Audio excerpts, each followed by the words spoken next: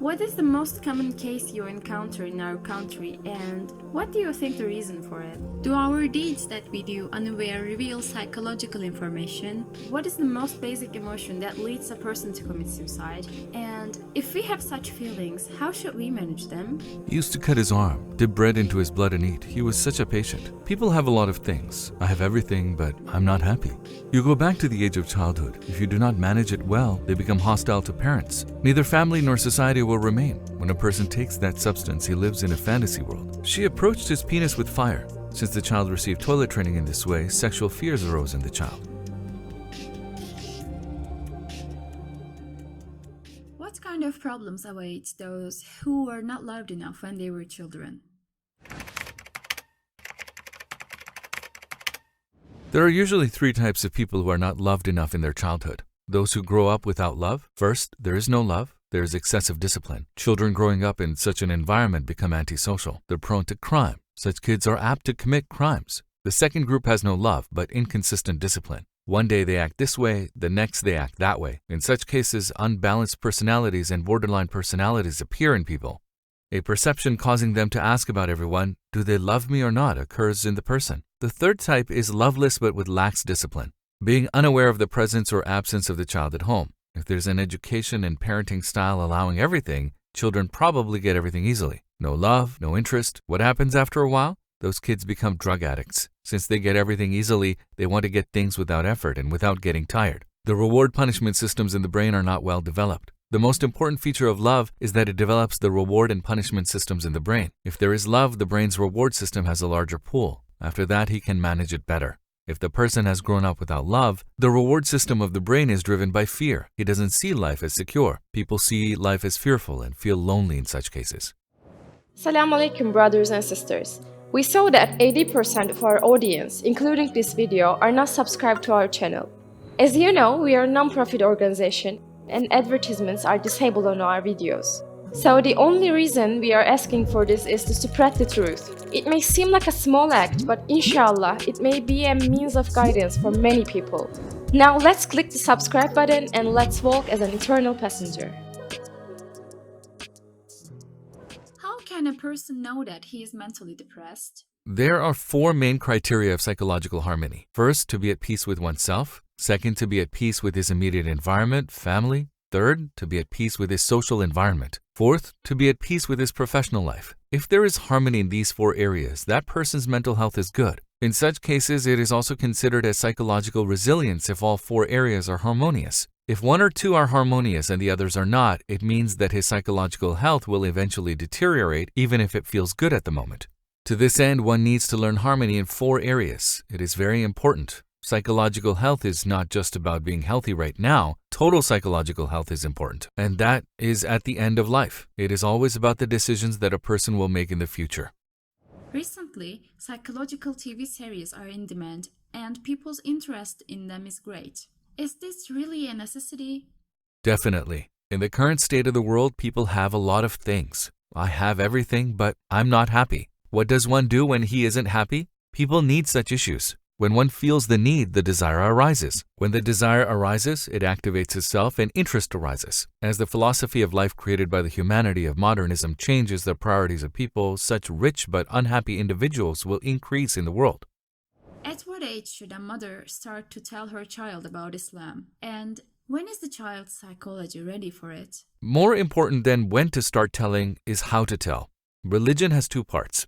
One, the form. Two, the essence. The form part, worship, rituals, practices, religious practices, its essence is ethics. If you do not teach ethics to a child, you're not regarded to teach him religion. You will teach only a formal Islam, and it is broken by a small storm. In this freedom environment in the world, a religious education formed with the concept of shame, sin, and prohibition, formed for the sake of parents, breaks in a small crisis. When the mother teaches the child, she should teach with the language of behavior. Honesty needs to be taught with live examples, rather than giving a 10-hour lecture on lying. Instead of teaching religion to the child with this feeling of shame, sin, and prohibition, saying, this is a spiritual need for you, it's a need due to these reasons. It is necessary to teach how useful it is for him to obey ethical principles. It's your right to learn this. It's your need. Learn it for yourself, not for me. It is necessary to teach religious values with these feelings.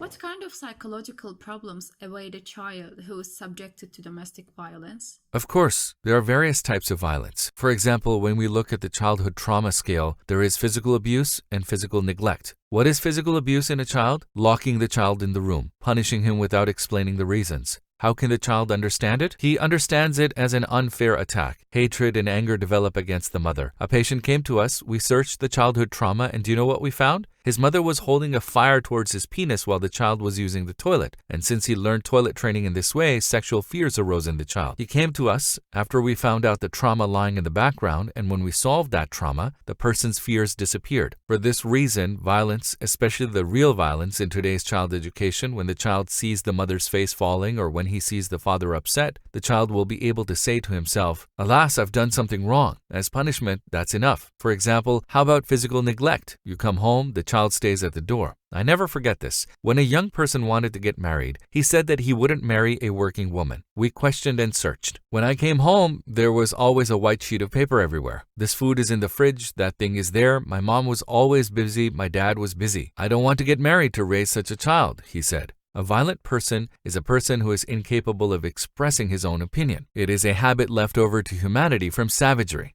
It has nothing to do with our religious values. It has nothing to do with a prophetic teaching. We should not be a society of violence. We need to change these wrong ideas in our minds. We need to rewrite our cultural codes and return to the prophetic style. Does a person become a homosexual as a result of a psychological event? What do we understand when we say homosexuality? What we understand by homosexuality is very important. Sex has 3 legs. The first is biological sex, it's genetical. The second is gender, sexual identity. Sexual identity is learned afterwards.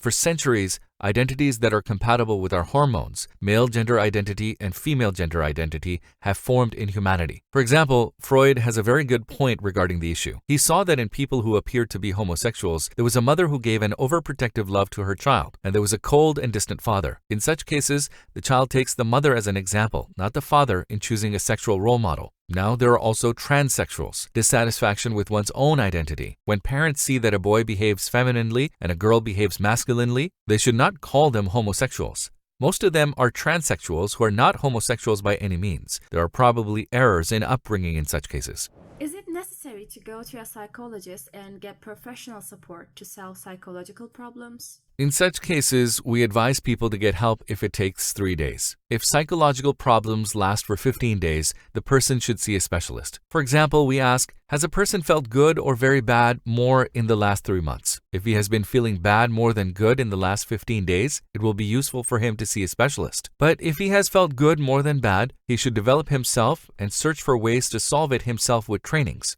If the person feels distressed, there is a strain in his psychological integrity. He can usually fix it in 2 weeks. If he can't solve it, he gets expert help. When it is advanced, it is often necessary to use medication. If it takes 6 months, medication is probably necessary. What is the most basic emotion that leads a person to commit suicide?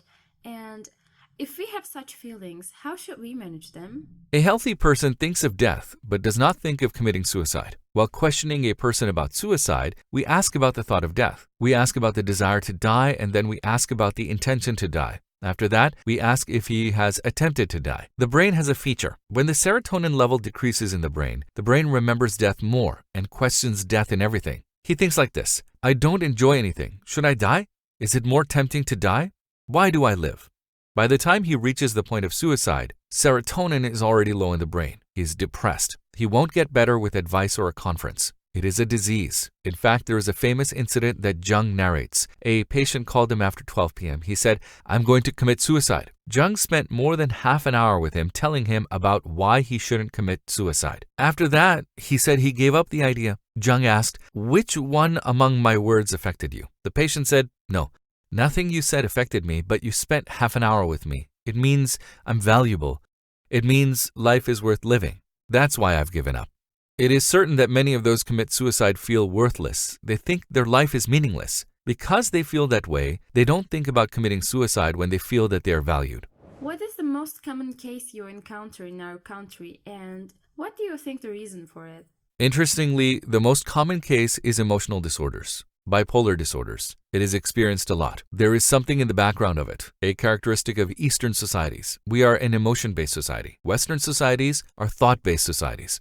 Eastern societies, usually the Mesopotamian culture, learn either through pain or by connecting their heart and feelings to someone. In such cases, an Eastern culture that could not manage emotional disorders emerged in this century. It's not only in the Middle East, the whole Asia is also included. We, as a society, are not very good at managing emotions. Therefore, related to managing emotions, subthreshold mood is what we see a lot. Formerly, it was known as manic depressive. Now, emotional disorders are defined as bipolar 2 and bipolar 3. We come across the slight form of them a lot, but we can say that the advanced form is often related to genetic characteristics. There are some tests, such as temperament types and personality analysis. Is man an easily decipherable book? Do our deeds that we do unaware reveal psychological information? There is a very nice scale of character strengths developed by Gardner. He specifies 24 character values here. There are many character values such as being honest, fair, hardworking, helpful, empathetic, and compassionate. There are also 12 personalities, basic personalities. 30 to 40% of the personality of these personality types, formerly it was said to be 50%, comes genetically. They're innate. Some people are introverted, some are extroverted, and some have high musical intelligence. It is even defined as emotional intelligence nowadays. There are many types of intelligence. There's a connection between those types of intelligence and personality structure. We divide personality groups as A, B, C clusters. 30 to 40% of them are genetic. 60 to 70% are learned later. We are currently preparing a project. Measuring the personality according to the current situation of the person does not produce 100% conviction. You need to take the resume, dreams, and ideals of the person into consideration. An opinion is formed about that person based on the synthesis of the three. It means an evaluation that takes several hours. But there are also quick tests. These quick tests provide 60 to 70% information. The best one provides 80%. 80% is a good rate. Our aim is to do it with scientific methods and make it possible for everyone to apply. A person does not necessarily need to be knowledgeable to do it. We often hear a statement from psychologists. Let's go back to your childhood. Why do the things that a person experienced when he was young have such an active role in his life? How is it possible to be affected so much, though one doesn't understand things very much at that age? Childhood period is 0 to 3 years. Almost 50% of the information a person learns in his life is learned between the ages of 0 and 3. What is important in the period of 0 to 3 years? Motherhood is important, or the person who replaces the mother even if there is no mother. One-on-one, secure, ongoing, and consistent relationship. If this relationship exists, the child thinks life is safe. He says, I'm valuable, I am valued. Human body needs all ego elements. Similarly, developing human spirit needs love, respect, appreciation, and being listened to. When you do not meet them, childhood traumas occur in the developing spirit of this child. When we examine the diseases at an older age, we see that they are connected with childhood traumas. Going back to childhood traumas and childhood is the old method. You go back to the age of childhood. If you do not manage it well, children turn out to be enemies of their parents. Therefore, as we go back to childhood in these new therapy techniques, we ask, what is the psychological dimension of it? It is a treatment method that does not cause harm. We find a person's character strengths, weak character strengths, advanced character strengths. We carry out special treatments of 10 to 20 sessions based on them. Thus, we eliminate the risks of going back to that childhood period. What is the biggest reason why a person can't say no to anything and gain an identity for himself? There's usually something about the childhood upbringing. If you say no, you won't be loved. If you say no, you're left alone. If you say no, you won't be happy. A child may have been raised in such a family environment. In such cases, the attitudes of the parents may also be wrong. The child is brought up through emotional blackmail. The child is taught something unawares. For example, I won't love you if you don't do this. In cases in which the mothers use love like a cane and the motherhood is a threat, the father uses fatherhood as a threat. And unfortunately, they do it with good intentions. They say, if you don't do what I say, I won't forgive you. May my breast milk be haram to you. If you raise your child by saying such things due to the fear of losing the mother's love in such situations, a feeling of saying yes to everything that comes from the parents occurs. Learning pattern in emotion management. I have to say yes to everything coming from the authority. I shouldn't say no to everything. The child learns that way. Therefore, if a mother or father uses motherhood as a threat against the child in this way, saying that they will not forgive him as parents, this child will feel both love and anger towards the mother. And this child always grows up with a sense of guilt. If this person generally if he wants to learn, there is a cure for it. When you first started your profession, did you have a fear of patients with schizophrenia, nervous breakdowns, and temper tantrums? And can you share a few of your memories regarding the issue with us? During the assistantship period, as a traditional education, they immediately send the assistant to the closed ward in the first year, which is very appropriate. There was a patient. He was my patient. I took his photo. He entered the clinic and they didn't notice him. The psychologist came to me while I was questioning and said, "There's an axe hanging around his neck." There was an axe around his neck. And he was an interesting patient. He used to cut his arm, dip bread into his blood and eat. He was such a patient. He entered with an axe. In other words, if the psychologist hadn't seen it during the first interview, he would have remained there with an axe. There was another patient I will never forget. There was a soldier. He had tics like this. We couldn't decide whether he was a malingerer pretending to be ill to escape military service or he was suffering from Tourette syndrome and did it automatically and involuntarily. There was a special substance. It was a free substance then. When somebody took that substance, he would live in a fantasy world. Our teacher somehow did something with that substance. It was applied as a test for narco-analysis. The soldier began to walk around like this, one hand in the air, one hand here. We asked, "Why are you walking around like that?" He said, "There are 3 blondes here, there are 3 brunettes there." At that moment, he had tics while saying it. In other words, the substance revealed the world of imagination in his brain. And since his tics continued in the meantime, we decided that it was a disease. It was applied because there was no other choice. Since it was a drug on the market and it was a drug for special use, we were able to use it. It is not sold now. If we wanted to do it right now, we couldn't. Wrong marriages, observed severe traumas, and the fears that follow. Maybe we will come across good people, but trusting someone is too risky. We are afraid of suffering. How can someone who says so overcome this psychological problem? Of course, it is a very complicated problem. It can't be fixed with 1 or 2 nice words and advice. In such cases, there are currently 3 types of treatment in the world. One is the minimum treatment, the first-line treatment. See the practitioner. It is treated. Many psychiatric problems with a high probability of being cured. The second is optimum treatment. What does optimum treatment include? See the specialist, some tests are done, and then improvement is checked. The third one is maximum treatment. It is done only in advanced centers. Examinations are made in places where neurology and psychiatry are together or in the universities where infrastructure is more developed. As I've mentioned, maximum evaluations are made. After that, treatment is done. Therefore, if a person has psychiatric problems, if he is resistant to treatment, if it lasts for more than 6 months, if he thinks about death, if he thinks that this is the last option, in such cases, maximum treatment is necessary, not minimum or optimum. I can't forget this incident. There was a retired general who was an aviation officer. Once he brought his wife to me. He said, "This is the constitutional court." I never forget it. In other words, he meant, "We have applied the whole legal process. Do whatever you can and treat my wife." Indeed, we did something. We did the tests, we prescribed medication, and thank goodness she got better. But all those examinations and tests are necessary.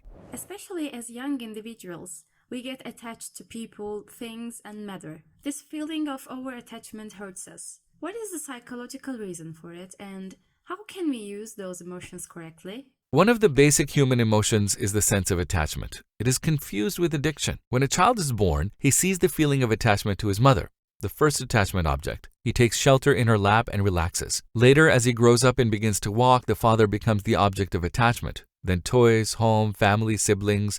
A person who can manage the sense of attachment manages his life. The sense of attachment and the object of attachment change with the level of development of the person. The attachment object is the mother in childhood. As he grows up, it becomes the society. He doesn't live only for himself. He is attached to the society he lives in too. He does something for it too. As he develops, he also does something for humanity. As he develops more, he does something for the universe. As he develops more, he is attached to the Creator. He who knows everything, controls everything, is omnipotent, has unlimited power, has unlimited will, has unlimited knowledge and wisdom, can control everything. Divinity means being able to control. When we connect our sense of attachment to such an attachment, we will be happy whether we are in a dungeon or in a palace. Wherever you are, you can be happy. If we want to be the Maulana of this time, we don't have to go back to that time. Let's put it into practice today. Let's feel the consolation, peace, and trust of being attached. Be sure that no one can make you unhappy. If you have any advice to our brothers and sisters in the team, will you express it briefly? The service you provide is a kind of religious and ethical education service in which the internet is currently used. That's why you don't just offer today's education. You also offer education for the future. New generations will learn a lot from you. Know this. Do not belittle the work you do.